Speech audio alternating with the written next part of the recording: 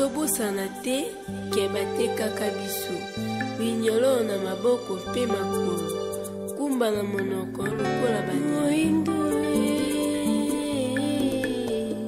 tungo itali moindo fongola miso kunga ya baindo isilinde kobeta kunga ya baindo isilinde kokoka tala mubwaya akotaki na kati ya mboka amemingo bunduki atekingo moyeke matondo bandeko balandi ya émission na bino analyse sociopolitique oyo tolobaki uta mikolo eleki spécialité ya masolo na biso ezebe koteya bayimboka mpo nini baome politique soko bazali na plateau ezebe etumba ya baintere égoïste mpo nini baome politique soko bazali na plateau ezende oyo kuna diabulu lifelo nde moninga yango tolobaki biso awa tokobeta masolo ya bolamu ya peuple mai ezali kobima te ki bloc koloba na ngai te l'autre parti politique nde azali cause te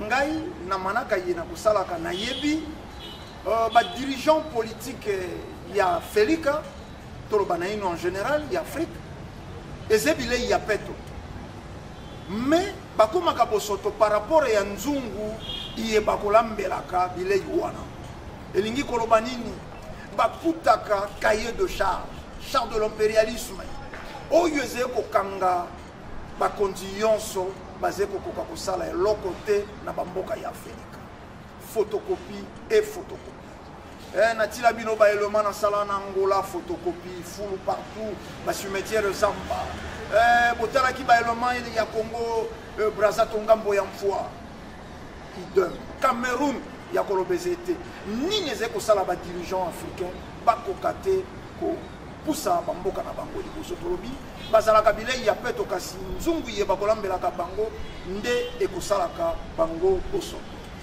manaka ya mokolo mwa lelo totambolaki na kotalatala tomonaka parti moko batambolaka bareconnaîtra bato oyo mboka etika dans les oubliettes bato oyo mboka epesa mokongo bango bareconnaîtra bango nde kumbaki biso lelo na ndako ya mosala ya parti politique anadek oyo masolo ya mokolo mwa lelo tokokabola yango na secrétaire général Yvon Ilunga Ngindu oyo basé secrétaire général pe rapporteur général ya bureau politique na bangonde tokobete penza masolo na biso ya mokolo mwa lelo CG Mbote boni binosa non ndeko merci beaucoup Mbote lokola na yo Mbote na balandi nyonso bazali kolanda biso na bakongolais nyonso oyo biso totombeli mbula elamu et na tondi pe botondi bino lokola boye botala biso na anadek na tondi botondi na mokonzi ya biso AG Matembo honorable pe na bakadre nyonso ya anadek wapi totombeli bango mbula elamu CG yambo tokota penza na siki ya masolo totali nsima na bino pano ya Yaki Bafita pano ya Fumu Kimbangu pano ya président honoraire président Kabila pano ya Mbota Lumumba musée Laurent Désiré Kabila mais communauté pano ya président Kassavubu premier président ya Mboka na biso pe ya deuxième président feu maréchal Mobutu pour nini kaka sélection ya baneyo yambo dalinga loba ete bapano oyo ezali bapano ya ba ancien président te soki bomoni bilongo eza na nsima to liboso na biso oyo ekambaka ligne idéologique na biso totambolaka na statut nde ezali koloba na biso awa sala boye awa kosala boye te na statut na biso tokoma noir sur blanc que par rapport ya bitumba oyo tolingi kosala tondimi kolandisama na etumba ya mama Kipavita na etumba ya Fumu Kimbangu ya Patrice Emery Lumumba ya Mbuta musée Laurent Désiré Kabila 4 bato wana bapesi tombwama makasi na oyo tobengaki héros vivant Joseph Kabila Kabange totiaka Joseph Kabila Kabange na ligne wana parce que azali continuation, c'est-à-dire molandisi azali na époque na ye mutu oyo atombolaki ba idéo wana ba valeur oyo ezali na kati ya bato. Soki totie lelo yaki pavita, c'est d'abord parce que azali tobengaka na mikuli ya poto babenge Jeanne d'Arc, c'est-à-dire parmi basi oyo ya makasi oyo biso ba congolais tozwaki na histoire na biso. Yaki pavita azalaki na capacité ya kotelema place oyo basi ya génération na ye tokolandisa eti lelo. C'est vrai na bakasa yo mona ba meta sans cours, mais bazwaki vraiment aura oya développer quitter le niveau oyo ya quitter kolandisa Fumukimbangu bandimaki ko bomaye pona mboka Patrice Emery Lumumba Musée Laurent Désiré Kabila, c'est-à-dire que zalaki batu oyo baza na ligne idéologique moko boye par rapport à la gestion nanu ya mboka. Et biso to banzaki que par rapport ya mboka ndelo tambola ndenge biso to lingi to tambusa mboka et sengela qui était tozala sima ya batuana pour lelo oyo Kabila azali société musée Lumumba azali société Fumukimbangu azate Kimpavita azate mais anadek ekolobela yango ezali po ete bana o bao ya lobi bayeba ke mboka et outil de nulle part et ça na ba pionnier po babandaki etumba oyo anadek ezo continuer lelo mais etumba yango zanini etumba ezali liberté de l'homme noir, ezali libération de l'homme noir. Au moment où on a pensé indépendance d'une part, mais indépendance économique elle a qui bloquée, indépendance elle a qui politique. Au moment où indépendance, c'est-à-dire que il y a beaucoup d'éléments où c'est là que l'homme noir semble avoir été indépendant, mais l'histoire n'a pas qui peut être étouffée pour que Amekawé Bateni ne s'allait pas déjà. Biso Anadek Tolobi non. Parce que Tozali parti Oyo Tolobaka, un règne sans relève dans le poteau est une page de l'histoire perdue. C'est-à-dire que Netinga Nazalia, ceux qui ont préparé l'obi n'angaïté, c'est que Oyo Sono Sala Lelo et qu'on s'est pérennisé, c'est-à-dire qu'on continue à noter. Yangwana Biso Tolobaki, non, il faudrait To Bunda et Tumba, il y a Owana Bunda qui peut en Afrique. Nous tout le monde tout dans Malamu. Pourquoi Ndeko Mobutu Topé Ndeko Kassavo Bouté? Dans la lignée idéologique, dans la politique stratégique, tu vas dire que Bandeko Wanami Balé qui est un peu plus en connivence avec les impérialistes. C'est-à-dire que Bazala qui Minko Tambola na kondima Oyo Mindele Balinga qui au profit il y a Oyo et Zalinde il fait dans l'histoire il y a Afrique. Sur Otali par exemple Fumukimba Ndeko Kasavubu Yazala qui mokitani ba sango o bazali succursale ya ba mupe succursale ya ba impérialiste sur talipé Ndeko Mobutu avant aya kokota recours à l'authenticité aluka ko se ressaisir il était déjà dans ligne wana yangwana biso to banzaki ke bango bazali peut-être ba panafricaniste un instant et on tombe mona so côté la carte bureau kuna parmi ba panafricaniste tangu ya d'ailleurs pour ça la recours na ba France fano. Les Algériens sont congolais, mais ils ont une idéologie, il y a côté les Miss Afrique, bien qu'un peu en retard, Tobanzaki qui est pas au Nébali Abisso, au Basimbi, force Yanadek, puissance Yanadek. Si on a le bâtiment de l'Anadek, c'est pas ce qui est pas vite dans Abisso, Fumukimba Mwali, Patrice Emery Lumumba Ali, Musée Laurent Désiré Kabila, Nabosangsia, Joseph Kabila. CG Matondo, mais tant que Limboli et Tindingana Natunapo, Tolanda, président honoraire, président Kabila Kabange, Azaki qui répétait le peuple congolais n'est pas n'importe quel peuple. Nous sommes les descendants de Fumukimbangu, Yaki Pavita, à Tangandenge Pebino pour respecter un peu Nassimao. Mais ce que Anadek, Tolobi, honorable AG Matembo, est-ce que à toi qui tango ya kopé ça y a Puipo, les ressources tous Kolanda, pasteur, tous Kolanda. Pasteur de Nélessi. Tout ce qu'on a que le président honoraire Azalaki, victime de manipulation, plus il y a pas pasteur que na idéologie Azalaki comprenait. Pour Azalaki tout le temps, naïe et puis bangon débat. Tu éviter ce qu'on va devenir qui est même pas. Parce que Sakaneli, on dirait moi, Mingi, Kolanda Biloko, pasteur de Nélessi, c'est quoi le long de bon, on a autant de comme pasteur de Nélessi, avec grand frère, nous avons Loba, mon de Kabila, au dessus de l'Obanadek. Joseph Kabila Zali Moutoua dans un dispositif mibale. Alors, ce qui est nécessaire. Azana Mouté Mamoune a encaissé. C'est-à-dire que Moutouakoro le Babilobé là, oh, ils allaient vérité. Ce qui Joseph Kabila, je pense, dans Mboka Obomoni avion ayé, va créer compagnie Mobimba Congo Airways. Azui avion a immortalisé Ango. Dans Komo Yando, na Béatrice Kimpavi. Il y a Patrice Emery Lumumba. Il y a Mouzé Laurent Désiré Kabila. Tokoro le baté que a Deviaki. Mais c'est vrai qu'Azali, président de la République, dans la condition, il y a modernité, République Ezali laïque. C'est-à-dire que concept spirituel, mon côté, et qu'il y a une religion d'État. Mais Joseph Kabila, la idéologie, c'était noir, qui réfléchit noir. Azala qui toujours na makanisi ya bayindo batelema bayindo balamuka bayindo bakende liboso yango wana bomona ki même akende ko toucher oyo ezala qui comme étant intouchable auto bengi code minier tango a toucher yango pona ba impérialiste ezaki déjà attaque mais sous-bassement on ezaki ba révélation o azwaki et pas un qui pas vite. Tant que la révélation, il y a qui pas vite à Tindi, se concerter pour Mokimbangu, pour pousser le monde à lobby, nous êtes en Koloba, et pécier inspiration, il fallait toucher wapi élément de décollage. Ndé bomoni le lot le côté. Ce que tu as dans l'équilibre, ndé ko s'assoit ça les plus de 17 ans.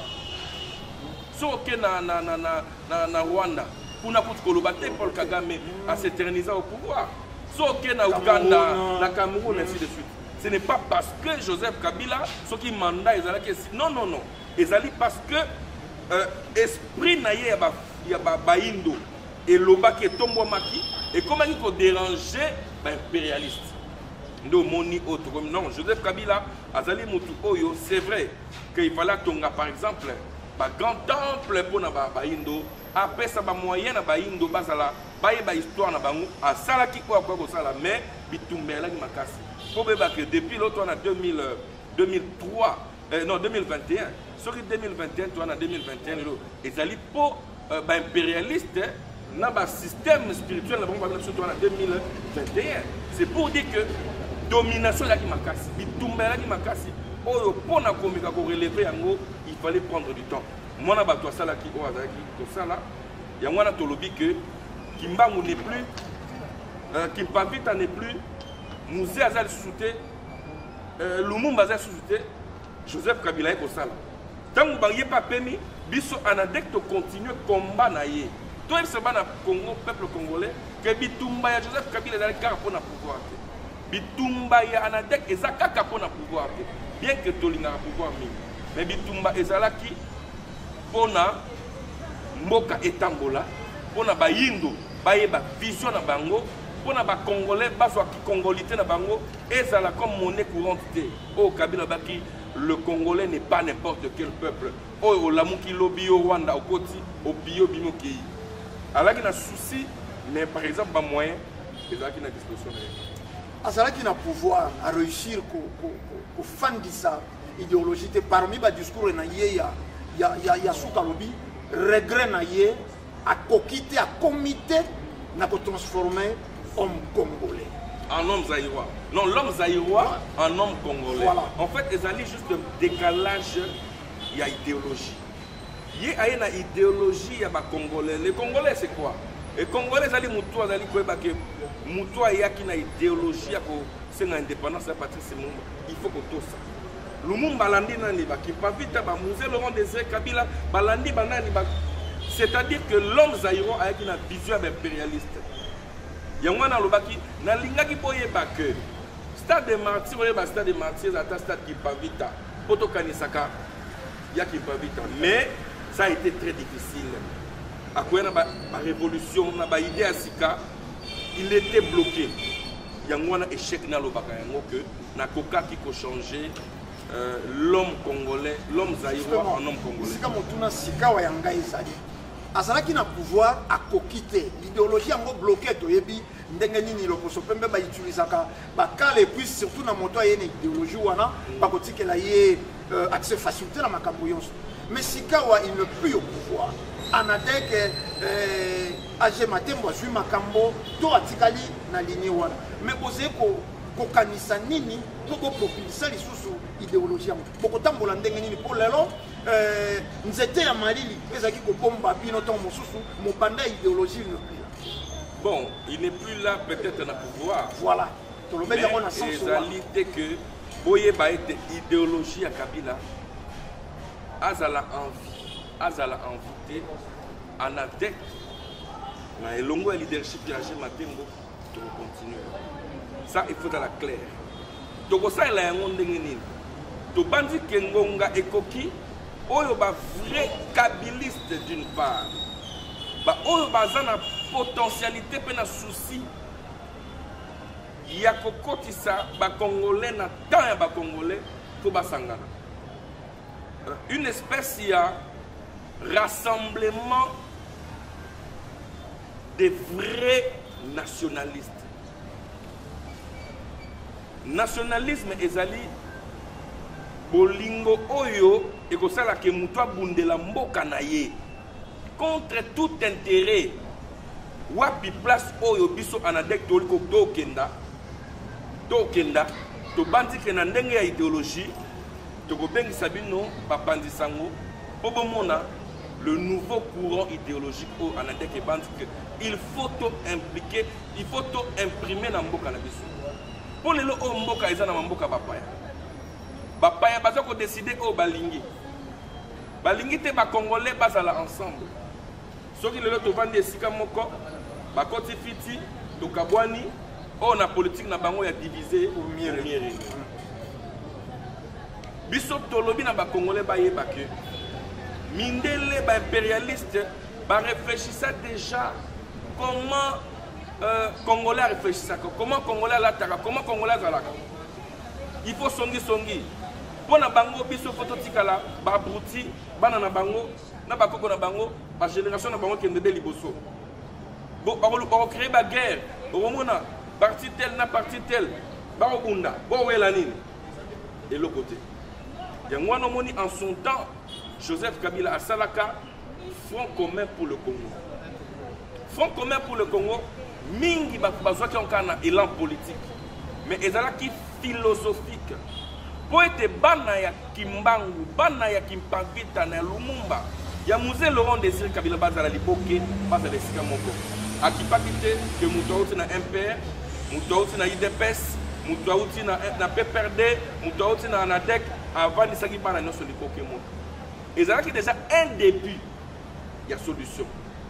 Malheureusement, Mindele Baye va créer, Bisoto Bandi qui ANADEC et d'aller travailler dans le silence, n'a pas stratégie, tout ça va contact, n'a pas on va vulgariser idéologie, on a beaucoup il y a nationalisme, tout ça et longo pour être tout télémissa, mbo cannabis au bal côté de soulager.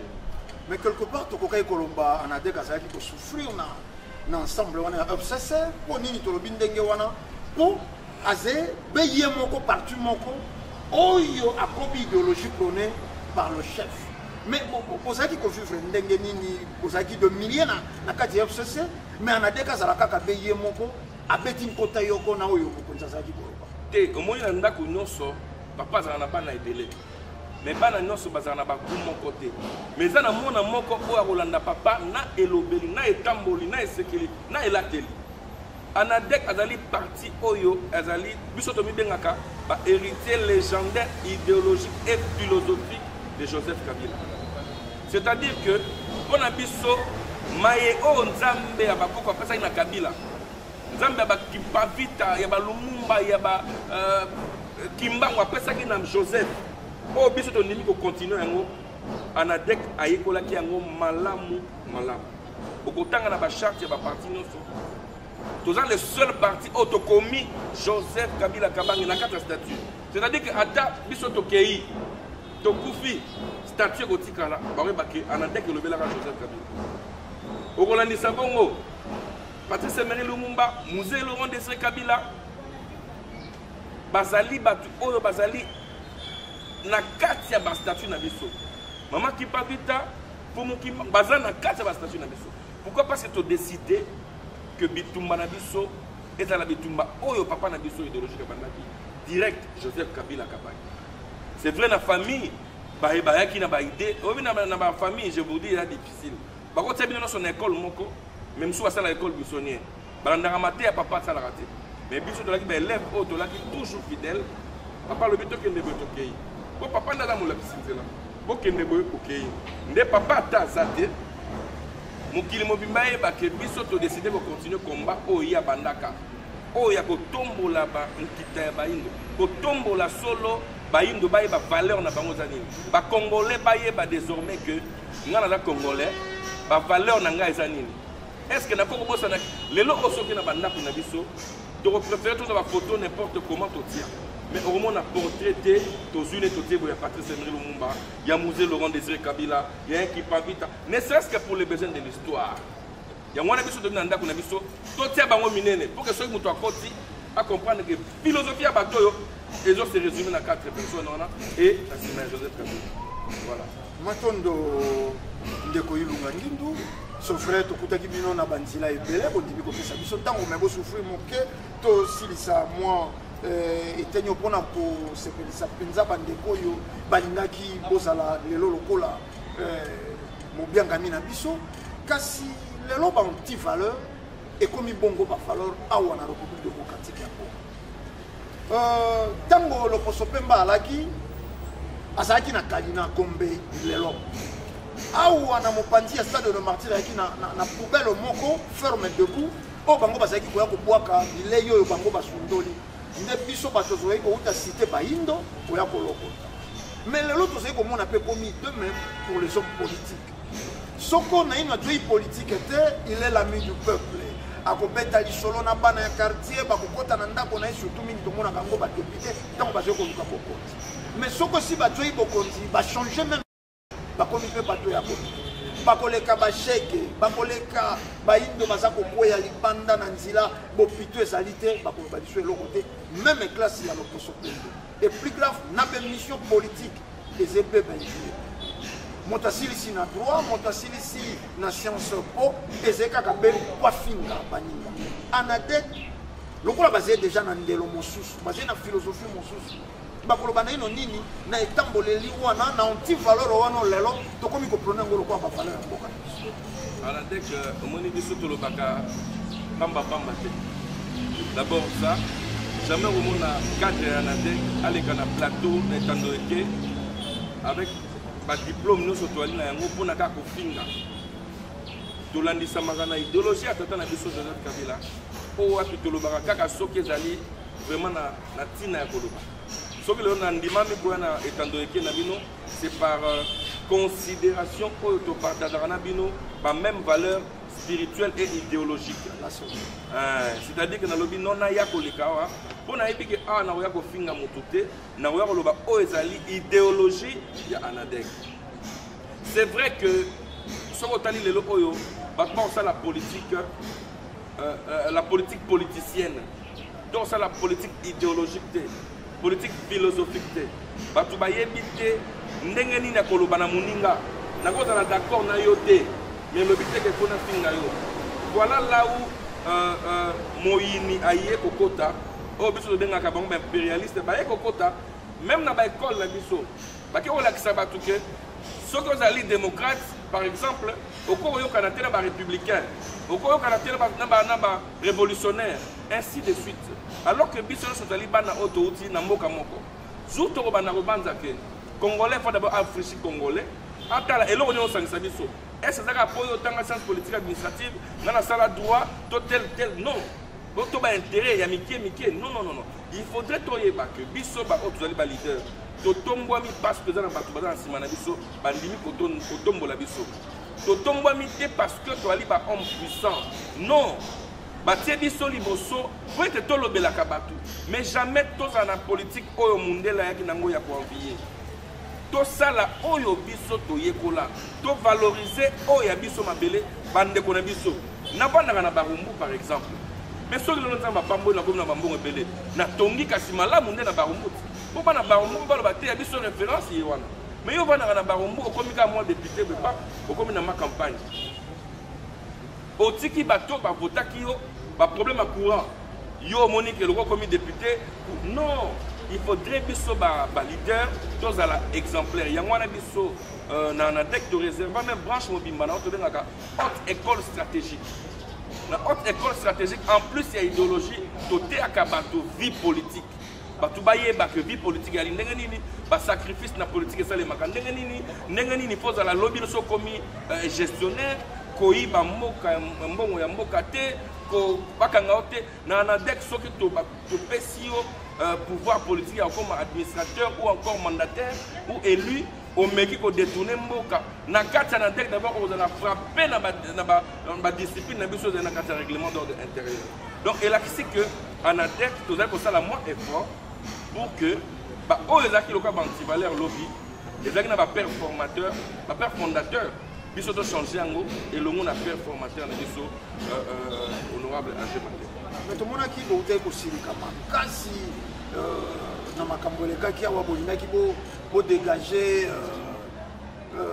excellence Bochabe na bande ko mosusu mbala liboso to mona attitude wana na ANADEC mais et qui pensa nini au kanda wana na ino to mona non yango na vie faut que zalaka na vision idéologique ceux qui posent la vision idéologique vous comprendre le wana ANADEC asalaki tango oyo ba en son temps mindele bazaki ko dominer basinos ko dominer monde ya qui pas tout à télémaki alobaki tout haut c'est que les autres disaient tout bas Fumukimbango à télémaki Patrice Emery Lumumba tango amoni que ça n'allait pas à télémaki alors que ba tout ba une indépendance na Fufu nous êtes dans moni que non mais moni que ba bazali ko kota de gauche à droite la bande que peuple faut télémettre dans Minduki tout ça la guerre contre qui contre les occupants. Ça dit que ANADEC na ligne idéologique naé bazali bato balobaka na CT oh faut ko lobalikolo le lobo bi que na kati ya lingomba na biso FCC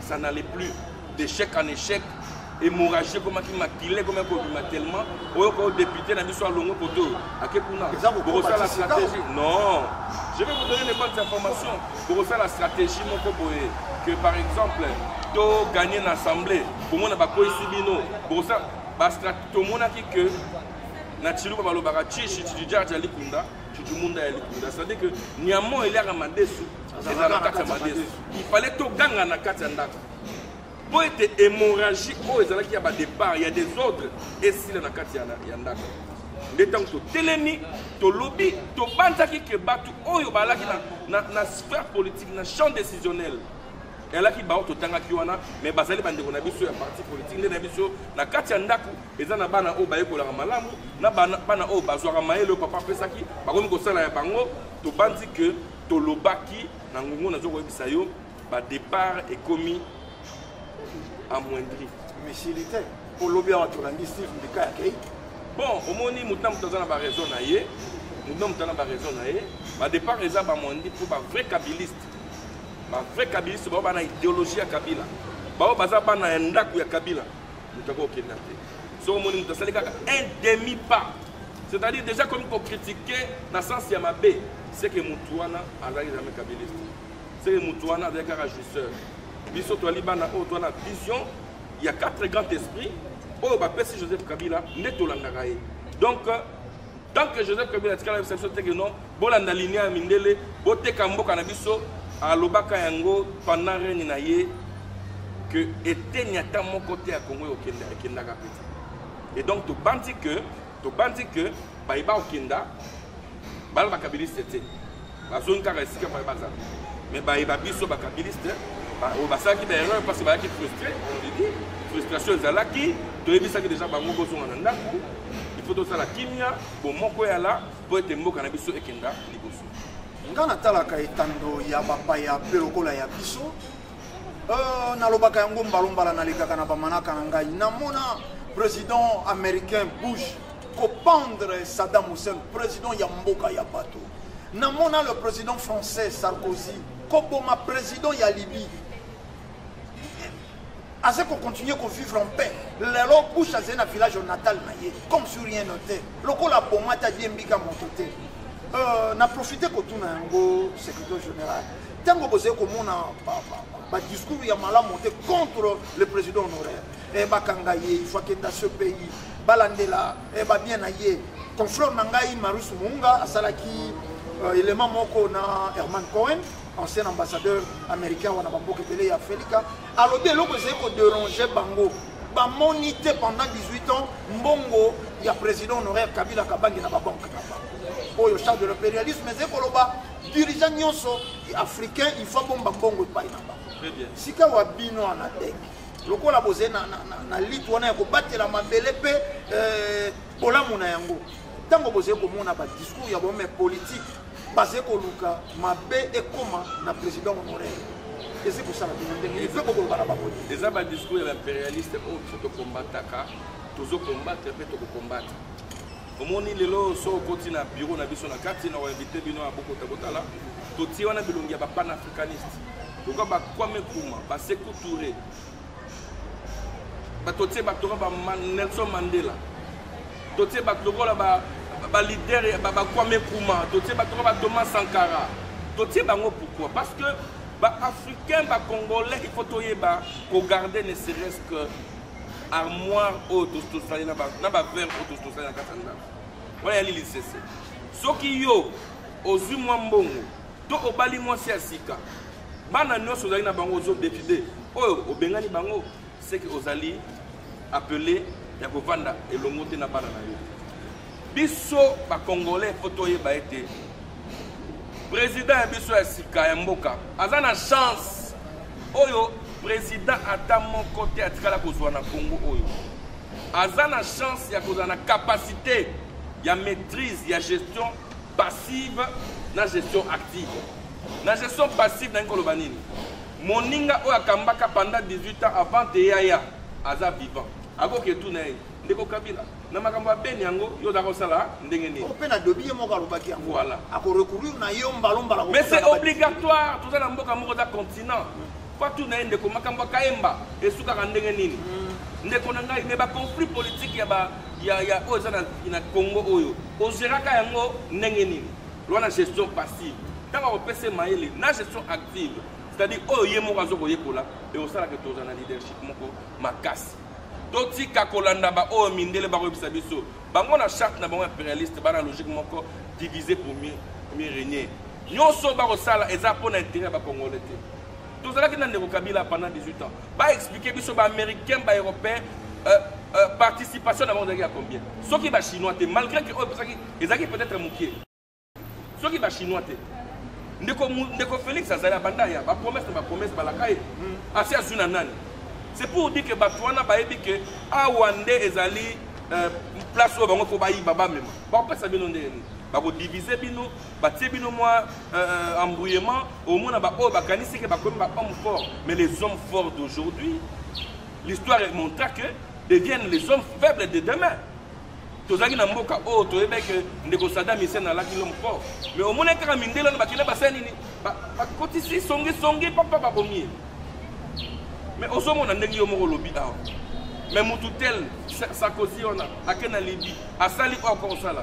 Intouchable. À Zenena Kenya. Mais puis surtout après, vous avez même la CPI. Boya, Pokangae. Non, Congo, il faut en avoir valeur. Oh, Moutounon, so à Kambaka, Malamouté. Et dans ma place, Oyo, ma beko Zala. Mais tous sont eux, ils ont malam. Donc, il y a des liboso. Mais Baye Bapé que, ils ont la majorité silencieuse. Majorité silencieuse le bagate. Tout le monde majoritaire. Il y a une majorité silencieuse. Jour où toucher le Kabila, ne va comprendre que bana qui papita bazali, bana ya Lumumba bazali, bana ya Kumukimbangu bazali, bana Mosé Laurent Désiré Kabila. Pona kimia et sengeliete. Tous à la bomoko. Na ko peso souvent ningisa muke. Bo bandiete au lendemain de l'élection. Tant que Joseph Kabila a gagné majorité. A tout cas, il y a une cohabitation. Ils ont le poteau de mais tiens, il y a une coalition. Mais il y a une union sacrée contre les impérialistes. C'était ça l'union sacrée. Parce que, et là, il y a UDPS. Mais tant que il y a UNC, FCC, sinon c'est européen. S'il y a des réformes, ça les marque par la formation. Un cadre non formé est plus dangereux qu'un fou armé. Beaucoup il faut changer les lobatu. Ou à longue koto à koto. Ou à longue koto à koto. Tant que Batu Bazali réformer, c'est une vision à idéologie. On va faire un éternel recommencement dans ce pays. Pour la monnaie, le comique que non, ce que l'on a trahi Joseph Kabila, nous sommes malades. Nous sommes mon sang, ma belle non, ils ont pardonné. Mais n'oubliez pas qu'il y a eu des gens qui ont trahi Mobutu dans ce pays. Il y a eu des gens qui ont trahi, il y a des gens qui ont trahi Lumumba dans ce pays. Kassabou, n'en parlons même pas. Et Sengi était de mettre fin à l'hémorragie, il y a des trahison. Il y a un père spirituel au Bazalaka, au Kambamboka. La Sengi vraiment bella. Dans votre temps, vraiment pour mon coup soit d'aller un grand leader, un grand révolutionnaire. Dans votre temps, il y a la valeur, il y a ma belle abisso. Et Sengi était battu la valeur, battu l'intérêt à Mboka. Pas que nous avons un président de la République. Félix, Joseph Kabila, ça a effort pour que Bitumba au Minde les bases ont imposé pour la biso. Voilà la place en Andek. Alors que les autres bases préférés, oh Tokabonana, division c'est l'arme des faibles. Parce que jamais Batbakala va diviser et battre la force. C'est comme ça que lorsque vous êtes unis, vous allez imbattables. Biso de Sengi, ma père spirituel, la biso, Ngonge Koki Angonde, Botelema. Botala nini ya rosante et ya liboso na biso. Matondo bandeko balandi ezalaki mwa show mais ezalaki na ntina tola mosamakanisi ya bande. Yambo tokenda kopesa maloba ya bokabwani na mokolo lelo na ndeko ifo ilunga ngindu tolingi tofongola makanisi na bino bandeko botweli baku ya kolanda biso. Mpo nini histoire ya Afrique fezalaka balayer zalaka ko kombolama avec facilité. Mbutalumu bazanga tombe tolobaka yango tomona mondele moko belge moko soko poète soeta la kisabiso lino na ye alobi ndenge tokomela Lumumba ata nyama ya kanda bomaka ndenge wana te aze ko continuer ko vivre en paix ma premier ministre ya mboka na biso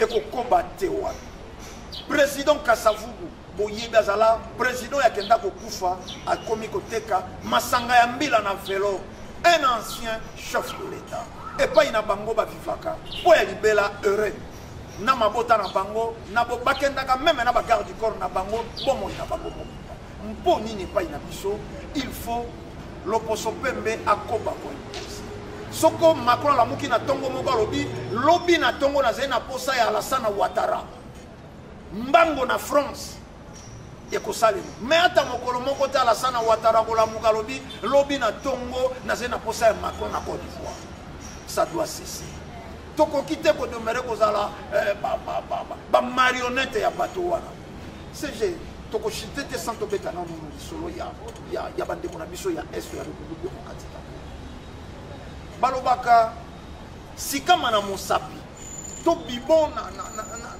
to liyanzi akoti na mosapi ya lokolo nzoto mobimba na butu paralysé bibona lipeka nzoto mobimba malade okokoka kolia te okokoka koyamba telefone te mais biso depuis un temps na est on dirait bato bakufaka kuna banyama bibwele bato basangi ntina awa po ba destituer mama na biso Janine Mabunda to sentir énergie ba salimation elandisa misoko na misolo po ezalaki prouvé na badiru ya bandeko na media ezalaki accompagné na misolo mais décision wana ekokisana mais wa bandeko ya Beni bakenda kokuta bateni ya FARDC na kije ya MONUSCO bango moko balobi lelo MONUSCO doit quitter basala ba trouble mais tout monde a te parti politique ba dirigeant politique ba appuyer bato ya ngambo à chaque fois mandat ya MONUSCO komaka na suka bitumbeso ngaka makasi po ba renouveler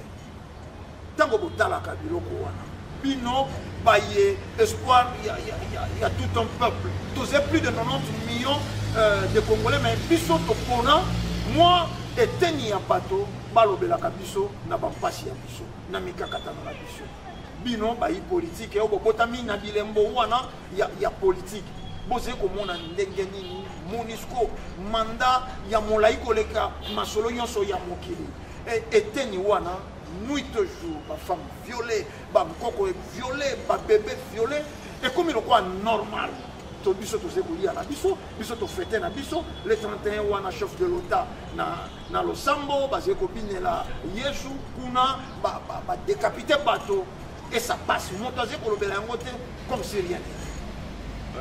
Ndeko na ngai nalingi d'abord na ko memamwa mwinda na mayozo loba bayeba olanda biso bayebi pe fo bayeba ke ANADEC ezali seul parti on a vu la Kinshasa to salaka sit-in devant MONUSCO après une marche, une longue marche autobanda qui depuis il est un siège ya MONUSCO pour na kosenga départ ya MONUSCO na est à la suite il y a insécurité. To longo na MONUSCO to ke na Union africaine to komeli bango mémorandum to lobby to sengi batia mur de séparation entre Rwanda, Ouganda na République démocratique du Congo. Biso to ndimaka ko pesa même fondation totika basak ya ciment na ba brique bande kwa Union africaine ba réceptionner yango naza na copie. C'est pour vous dire que malheureusement mongongo na biso eyokama kite na ba dernière instance bana ya Beni ba yebi que ANADEC et bundelaka bango tango bino bomona ka biso tolataka béret bleu parce que tolobaki que MONUSCO bazali zali continuation ya mission ya bayini mboka na kati ya mboka na biso pona ko boma ko yiba ko détruire partie est o bango bayebi que ezali le roi Jérusalem place oyo makolo ya Yesu anyataka pona bango mindele o wa poromona coltan iranium boromona nyonso ba décida ko instaurer désordre insécurité na partie biso ANADEC tolobaki sengeli été peuple congolais elle a taba béret bleu pour être tout que ne télémela na partie est de la République na biso et que MONUSCO est kende malheureusement tout là qui entendu té mais peuple ya Beni et yebi que ANADEC sala ki yango mais ngonge koki oyo toko senga na président ya biso ya sika mokambi ya mboka oyo azana chance na 2021 a kokoma président ya Union africaine mais la moussa dossier ANADEC au besoin to sala yo demande toi kokuta no poto biso que trop c'est trop. Mais quand on fait proposition ANADEC et Pesaki, Tokata collaboration na MONUSCO. MONUSCO à l'ongwa na Angola, guerre ya Savimbi et Sila. Voilà. Mais pourquoi soit un local ndakisate? Ceux qui vont l'ongoli MONUSCO, kaka ba faire des na biso oyo. O ba ali bien formé. Bomon ba Mamadunda ba bundi infiltration créé Mamadunda la kufi. Et Sengeli était to longola MONUSCO. Tobunda soki bitumbetkela robunda bana ANADEC ko pesa ba congolais ko pesa ba élément ba force wana ANADEC ba okenda pour être to remplacer ba MONUSCO sécurité contre dans cette partie est. Et on a signé d'abord merci na ba congolais on so ba na Beni Butembo kotwana no so parce que ceux qui peut ba na collaboration tende ko na ngai même parti wana essayer kenda kala bomona ka incursion armée rwandaise ye côtier ba meki ba résister ba o ba parce que baza étouffé.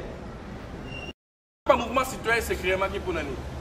Parce que Mindele Balinga Kolaksaban que non, insécurité est créée par votre armée. Bon, bah, les mêmes mouvements citoyens sont ok nanu, puisque nous avons une armée na biso de l'eau sur la macasse. Mais la MONUSCO a armée dotée de toute l'armada, toute l'artillerie militaire. Mais bah ça là, bah drone ou bah ça là. Ba drone na bango daka pona ko infiltrer ba biloko place ko la place ko repérer place ba minéraux. Pourquoi ça ba drone te botala nani azo kota na frontière moninga sécurité dans la permanente ba char de combat boya na Kinshasa. Est-ce que soka l'extra bitumba bo so ba char de combat ali abo mana est. Donc au sein na président de la République ko dali union futur président de l'Union africaine ayebate ANADEC et télémela ka peso télémela MONUSCO to sengi na ye ayeba ke soué na biso ba congolais za ke non MONUSCO et kanga les clics et les claques liboso ya liwa ya batu mutu ya FCC azalité mutu ya cash azalité mutu ya ANADEC azate mutu ya parti songolo azate tangu batu ba ko fa sengi te batu nyonso batia maboko batia mandoki na se toko tia ba conflit politique te alors que batu ba ko fa na est matin tongo poko ndeko na ngai ya on a sengi na ba père spirituel. Bon, mais un peu kotala. Mais Bamangomba na bino na Beni ba Butembo comme polele. Ba père spirituel va déplacer pour que ne pas entendre na Beni, pe botana no. Otala na ndenge ya goyinda kuna. Et président de la République ANADEC et lobby bana Beni bozala calme, toza ko continuer pression pour toza na mando quitter. Soki toza na toza na mando, tolinga biso mo so conseil la yango. Mais toza ka na maloba ya koloba na capacité à côté les mena côté pression auto tiaka tongo midipo ndeko Yvon Ilunga to bendi na biso suka ya manaka na biso kasi moi liloba yambo to kabwana tango posé ko sala politique ya mabumu une fois au Dwingbende ya Bokondi moi sina bana bakenda mikili ya poto Régis des autres melisa bato mai ya bosoto tuni mayo bato ki na kara moto mai motazwi na robinet motakolo bate bato mosusu lelo courant bosana moto kotambola na se ambula nyati câble ya courant kufi bayebi ke famille ko tibiango na document ko imaginaire tata mwasi mama leki moto alei ba on met politique un mot na bandeko bajuni baku ya kolanda biso boze ko kanisa nini tango boze ko tala lelo ba classe biso des hommes pays le plus pauvre après Yémen premier pays oyo ya corruption koleka na yebite tango bino boze ko fanda bino bombe politique tango na bino na regrouper par rapport ya lisolo yango metodi bino boze na idéologie mosusu mais bombe politique tango boze ko lia boze ko sala ba voyage le loko tu na ebite coronavirus ba susu ba komi ko kima libanda ba préférer moyo ba ko kakati awo mais boze ko sala bino ndengeni Régis des eaux se reconnaît peuple congolais mais la mai ya mabe mais soka kufi tata bashi ba bimi bando mais bino ba politique kolobi nini poto sukisa masona biso na tondio botondi pona ko sukisa na ko senga na baiba olanda biso ba meka ko copier ANADEC aux alingomba politique. Au monde biso to kondanaka oyo swali transhumance, corruption, concussion, népotisme, batar nyonso wana ezali ko étouffer mboka na biso kenda liboso. Lelo oyo so omoni ba politique ne ba communauté ba image de référence. Mais soki kuna corruption et comme na yango monnaie courante vie normale, boye ba ke nyonso to sala na se et aussi mbate. Et là, aussi maté, ce qui corruption, tout ce qui est en place, n'est comme comme lelo. Ce qui il faudrait to kabwana, to me karosala yango sur base de idéologie, sur base de vision et non sur base de kanyaka. Pour bateau barlanda biso, future génération, ba we ba lobby ba corrompre ba député na 15 000, ba pesaka bango chip pour basala bo pour basala bo. Mais sengeli siko que non, tous ala na leçon malama ko pesa. Na otiko landa une décision par exemple aux ali kopé ça makelele bato ba condamné qui il y a 6 mois pour na mamimbi mboka ba koti ba ke ba corrompre ba bénéficier na grâce présidentielle ba bimi prison et kotinda bato que non yiba mbongo au bombi yango quelque part au koti prison pour que dans 6 mois 7 mois au koki na kobima na sengi était côté on a vraiment la corruption to meka kotia moi rigueur to meka kotia moi mayele moko to ana ngoza ya biso nyonso boye ba yango moni ANADEC lancé pour votre information ANADEC lancé ANADEC Junior ezali section ya ANADEC banga ba branche spécialisée wapi kuna zaka bana o ya biso à partir ya 0 ti 25 ans ba crèche ezali toujours la sabana muke ndeni poko zala mutu ndenge nini poko lingana ndenge ni titaka comme na 25 ans ndete ko lobela politique. Pourquoi? Parce que tu dois préparer relève. Relève les années. C'est-à-dire que biso otoali tango ba musée Laurent Désiré Kabila bazaki dilenge biso to la kité.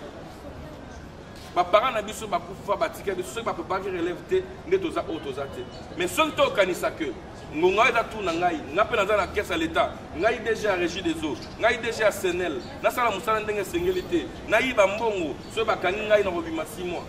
Toujours tika mboka na maboko ya bana na interpeller biso ba auto aller appeler aux futurs dirigeants tous à la mingi na ba philosophie na ba idéologie o ya biso ba indo ya biso ba congolais plutôt que to copier o sale mana mindele encore que mindele ngo bango moko ba yiba ka epa na biso ba ingo jamais comme na mondela yibe pa na bango kuna ba na bango ba yiba na raté momona ba ya wa ba sangeli biso zone de libre échange Russie aye o aye ba yibi ba vu ba kena. Pourquoi parce que les Congolais doivent se souder? Les Congolais dans la communauté internationale. Pourquoi ils sont dépendants d'un sénateur tel américain? Pourquoi ils sont sénateur belge? tout ça parce que tu es en quête, en rupture d'identité. Ngongo et Koki Oyo, tous en a valeur, Oyo Bakimpabita Balag Nango, tous jeunes déjà 22, 23 ans, parce qu'il défendre ma valeur. Tous en a valeur, Oyo Bafumu Kimbang Balag Nango, Oyo Balaki jeune, autant de Makaba histoire. Oyo Joseph Kabila Bayaki Nango déjà à 29 ans, là, qui est président de la République. Il faut interpeller les jeunes pour que tu aies ta responsabilité en haut sous ma casse. Dans ce qui est Matondo bandeko balandi awande sika to bendisuka manaka na biso. Est-ce que poto sala émission na boto sikoki? Il faut kaka mafinga ekota na kati. Dans la souci ya nesonganzi na fumukusu kia muzala mpanda na ngola. Vision mosusu ya kobeta masolo ya politique. O ezeko préoccuper biso ezeli pasi oyo ezingeli peuple congolais. Inconscience oyo ezingeli peuple congolais. Ba anti-valeur et comment ba valeur. Oh, biso to telemelaka mwese okisoni kotia mapa na motu ateka mwese okisoni koteka soko anana to manga na motu ma okisoni te ko telemana nzila papa o matapunda te a préféré amiteka kia sala commerce mosusu. C'est ça le mal. Awa tolobi toko beta masolo po ya bolamu ya peuple congolais bafinga ka mokonzi toko lobana ba dirigeant politique. Vous avez une obligation, vous avez une binote. Tu peux qui s'amène moto tabo ya moisi na hier. Mais ce que ce qu'on boit moisi na, il faut qu'on étale ma benne na miso ya bato. Ah hier na chambre zala qui boye. Hier ce qu'on longoli bilam ezaki important. Union fait la force. Ce qu'on toko sangana ndeto ko tombola boka. Ba traisa ki mutalu mumba. Si manango politique etambola kandengeni.